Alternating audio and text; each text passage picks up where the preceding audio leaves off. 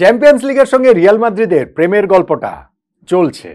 নাম যখন প্রতিযোগিতার ছিল ইউরোপিয়ান কাপ, তখন থেকেই এই প্রেম শুরু এবং তা শেষ হবার কোনো লক্ষণ নেই।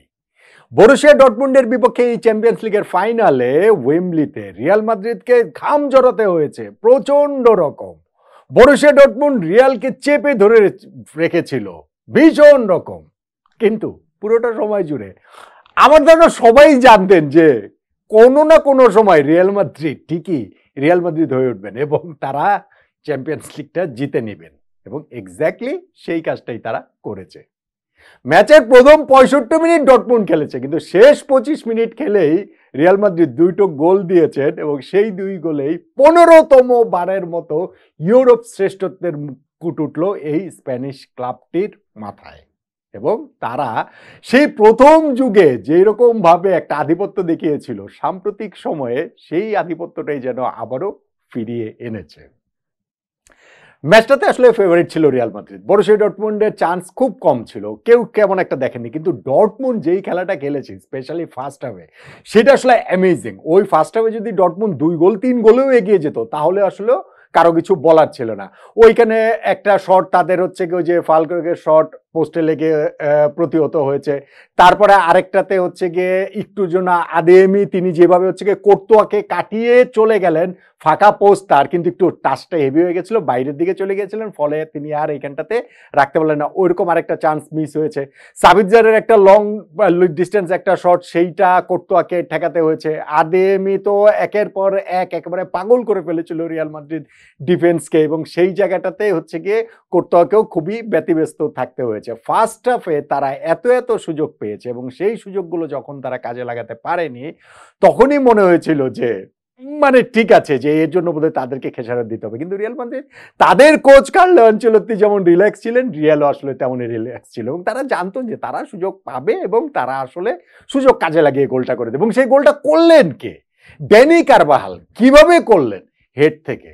ভাই, মাঠে ওই সময় যে দুই দলের 22 জন ফুটবলার উপস্থিত ছিলেন, তার মধ্যে হাইট মনে হয় তার সবচেয়ে কম ছিল, কিন্তু সেইখানটাতে তিনি এমন একটা হেড করলেন, সেটা মনে হচ্ছিল যেন একেবারে সেই সালভাটোর টোটো সিলাচ্চির হেড, সেই 90 ওয়ার্ল্ড কাপ ইটালি স্ট্রাইকার, তার হেড মনে হচ্ছিল।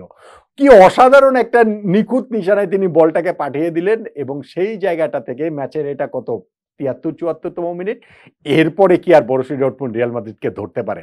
এরপরে রিয়াল একের পর এক সুযোগ তৈরি করে গেছে। টনি ক্রুসের ফ্রি কিক বলেন, কিংবা ওইখান থেকে হচ্ছে গিয়ে কামাভিঙ্গার দূরপাল্লার শট বলেন, ফাইনালি গিয়ে তারা হচ্ছে গিয়ে গোলটা পেয়ে যায়। সেইটা বরুসিয়া ডর্টমুন্ড ডিফেন্সের একটা ভুলে গোলটা পেয়েছেন কে?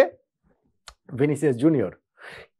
ডিসাইডিং মোমেন্টে ভাই এই ব্রাজিলিয়ান কত ম্যাচ রিয়াল মাদ্রিদকে জেতালেন। এই যে 2 বছর আগে তারা যে লাস্ট চ্যাম্পিয়ন্স লিগ জিতেছিল, সেইখানেও ওই ডিসাইডিং গোলটা ভিনিসিয়াসের ছিল 1-0 গোলে। এখানে 2-0 গোলে তিনি হচ্ছে কি সুযোগটা পেয়ে সেটাকে কাজে লাগিয়েছেন এবং আরো একটা গোল করেছেন। শেষটা টনি ক্রুস, এইটা কিন্তু তার ক্লাব ক্যারিয়ারের লাস্ট ম্যাচ, এবং সেই লাস্ট ম্যাচটা তিনি কিরকম ভাবে আর একটা চ্যাম্পিয়ন্স লিগ দিয়েই আসলে শেষ করলেন। কার্লো আনচেলত্তি, তিনি তো হচ্ছে গিয়ে সর্বকালের সেরা কোচদের মধ্যে নিজের নামটা আগেই লিখে রেখেছেন। এই শিরোপা জয়ে সেইটা আরো একটু বেশি পাকাপোক্ত হলো। আর রিয়াল মাদ্রিদ এইবারে শিরোপা জয়টা অ্যানচেলত্তির আলাদা একটা ক্রেডিট দাবি করে, বা রিয়ালও আলাদা একটা ক্রেডিট দাবি করে, কারণ কেননা এইখানটাতে তারা এত ইনজুরির সঙ্গে তাদের ডিল করতে হয়েছে, এবং সেগুলো ডিল করেও তারা লিগ শিরোপা জিতেছে, তারা চ্যাম্পিয়ন্স লিগ জিতলো। এই ডাবলটা কিন্তু তারা ঠিকই করে দেখালো, এবং অসাধারণ তাদের এই অর্জন। রিয়াল মাদ্রিদ মানে চ্যাম্পিয়ন্স লিগ আর রিয়াল মাদ্রিদ একে অন্যের সমার্থক। বরুসিয়া ডর্টমুন্ড তারা চেষ্টা করেছিল, সর্বোচ্চ চেষ্টা করেছিল, এর চেয়ে বেশি চেষ্টা করা সম্ভব নয়।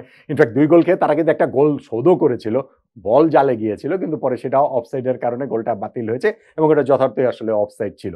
কিন্তু ওই যে বললাম না, যে যতক্ষণ খেলা ওই যে হচ্ছে, ফার্স্ট হাফে বরুসিয়া ডর্টমুন্ড এত ভালো খেলছে, সেকেন্ড হাফের শুরুতেও রিয়াল ছন্ন ছাড়া, কিন্তু তারপরেও মনে ছিল কোনো একটা মোমেন্টে চ্যাম্পিয়ন্স লিগ ম্যাজিকটা রিয়াল মাদ্রিদ ঠিকই দেখাবে, এবং সেইটা দেখিয়েই কিন্তু আরো একবার 15তম বারের মতো ইউরোপ সেরা হয়ে গেল তারা। দ্বিতীয়তে যারা রয়েছে সেই এসি মিলানের শিরোপা সংখ্যা 7। ইউরোপে অন্যান্য ক্লাব থেকে রিয়াল মাদ্রিদ কতটা এগিয়ে, এই পরিসংখ্যানেই তো সেটা বোঝা যাচ্ছে নাকি?